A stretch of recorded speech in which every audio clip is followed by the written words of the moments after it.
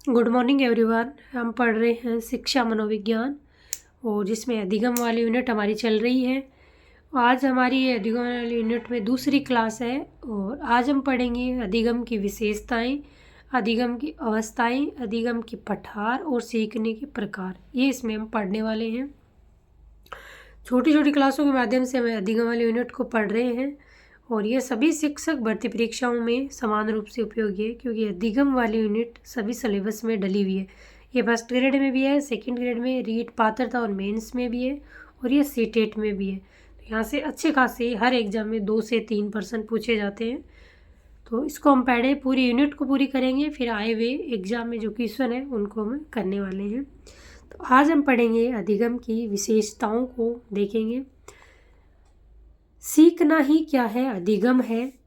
अधिगम एक सतत प्रक्रिया, ये अधिगम होता है, सीखना होता है एक निरंतर जारी रहता है, लगातार चलता रहता है, सतत चलता रहता है। ये आपका रुकता नहीं है, किसी भी पड़ाव में ये चीज़ें रुकती नहीं है। चाहे आपका समय कैसा भी हो, आप सीखते ही रहते हैं। तो ये सतत प्रक्रिया है। अधिगम अनुभवों का परिणाम है, जो आपने जीवन में, दैनिक जीवन में अनुभव किए और आपके व्यवहार में वो अनुभव स्थायी हो गए, तो वो अधिगम है।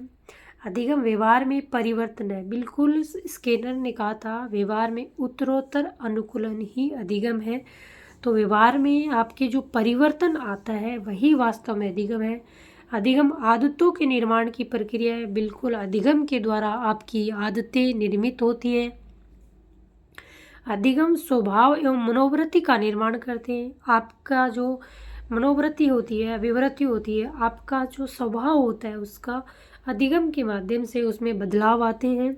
अधिगम कार्य एवं उत्पादन है। ध्यान रखना, वेरी मोस्ट पॉइंट है, अधिगम कार्य एवं उत्पादन है। अधिगम में व्यवहार में समायोजन है। अधिगम के द्वारा आप अपने व्यवहार में समायोजन कर पाते हैं। अधिगम विवेकपूर्ण प्रक्रिया है। अधिगम सार्वभौमिक प्रक्रिया है। कहीं भी कुछ भी, चलते उठते बैठते खाते पीते कहीं भी आप कुछ भी सीख सकते हैं। ये सार्वभौमिक है। ज़रूरी नहीं है कि विद्यालय में सीखी गई चीज़ ही आपकी अधिगम है। घर परिवार में चीज़ सीख सकते हैं आप, समाज से सीख सकते हैं, कहीं पर भी आप जाते हैं, सफ़र करते हैं तो कुछ भी आप सीख सकते हैं और जो सीखा वह आपके व्यवहार में स्थायी है, वही अधिगम है। अधिगम सामाजिक प्रक्रिया है। वेरी मोस्ट अनअधिगम नहीं सीखना भी अधिगम है। इसमें आपको ध्यान रखना है, एक तो ये वाला पॉइंट, अधिगम कार्य एवं उत्पादन है, ये अधिगम की विशेषता है, और एक अनअधिगम नहीं सीखना भी अधिगम है। और तो सरल है, आप कर लोगे ऑप्शन में जब आएगा, तो ये 2 मोस्ट है। आगे हम पढ़ेंगे अधिगम की अवस्थाएं के बारे में। जो अधिगम के दौरान 3 अवस्थाएं बनती है बालक के, उनको हम देखने वाले हैं। अधिगम की अवस्थाएं, आरंभिक अवस्था, मध्य अवस्था और अंतिम अवस्था। किस प्रकार एक बालक में ये पढ़ाई के दौरान अवस्थाएं बनती है उसको हम देखने वाले हैं। आप जब मनोविज्ञान पढ़ें तो उसको एक बालक को मद्देनज़र रखते हुए, एक बालक को देखते हुए आप उसको पढ़ें। सकारात्मक अपना रवैया रखते हुए। आपका दिमाग उस टाइम जब मनोविज्ञान पढ़े तो नकारात्मक नहीं होना चाहिए, सकारात्मक चीज़ों को लेकर आप पढ़ेंगे तो ये चीज़ें आपको बहुत समझने में आसानी होगी। अधिगम की अवस्था है, जब भी कोई बालक सीखने की प्रक्रिया से गुजरता है तो सीखने के दौरान उसमें उसके सीखने की गति या मात्रा सदैव एक समान नहीं रहती है, तथा समय के साथ उसमें परिवर्तन आता रहता है, जिसके आधार पर सीखना अधिगम की 3 अवस्थाएं बन जाती है। सीखने या अधिगम की 3 अवस्थाएं बनती है, वह प्रारंभिक अवस्था, मध्य अवस्था और अंतिम अवस्था। किस प्रकार एक बालक में ये अवस्थाएं बनती है उसको हमें देखने वाले हैं। आरंभिक अवस्था किस प्रकार बनती है एक बच्चे में?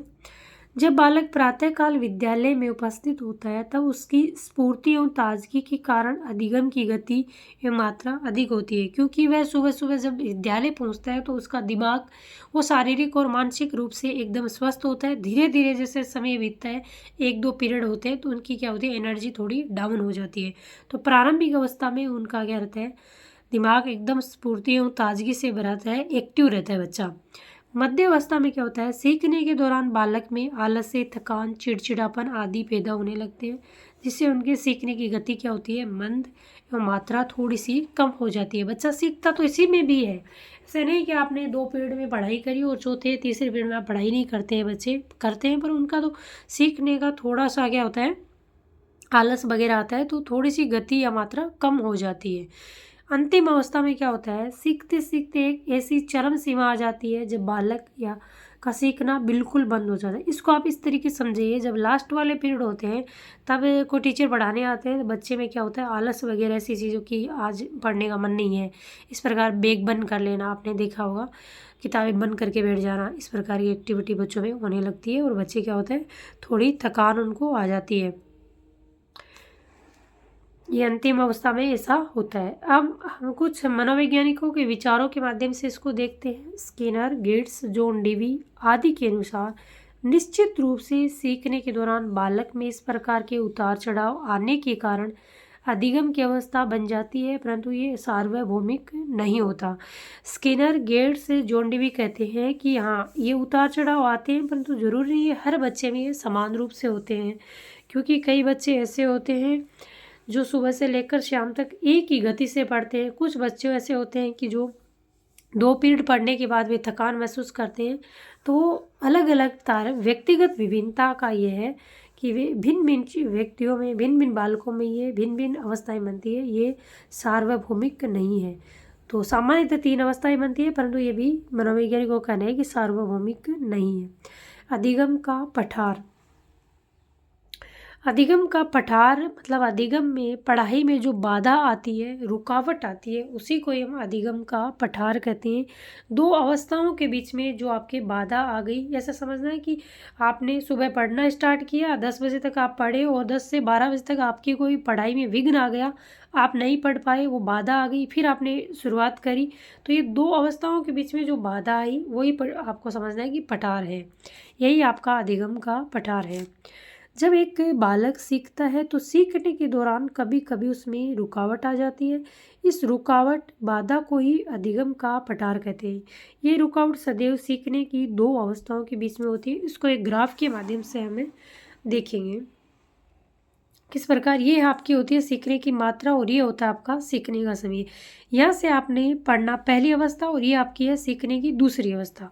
ये पहली अवस्था, यहाँ से आपने पढ़ने की शुरुआत करी और यहाँ तक आप लगातार पढ़े, और यहाँ पर आपकी कोई बाधा या रुकावट आ गई तो ये पठार आपका इस प्रकार बन जाता है। यहाँ पर आपने ऐसे बना, फिर ये रुकावट, ये बाधा आ गई, ये पठार आ गया, फिर आपने शुरुआत करी, तो इस प्रकार का आपकी पठार या रुकावट का जो ग्राफ है वो बनता है। कई बार ये ग्राफ देखिए भी पूछ लेते हैं एग्जाम में, सीटेट वगैरह में।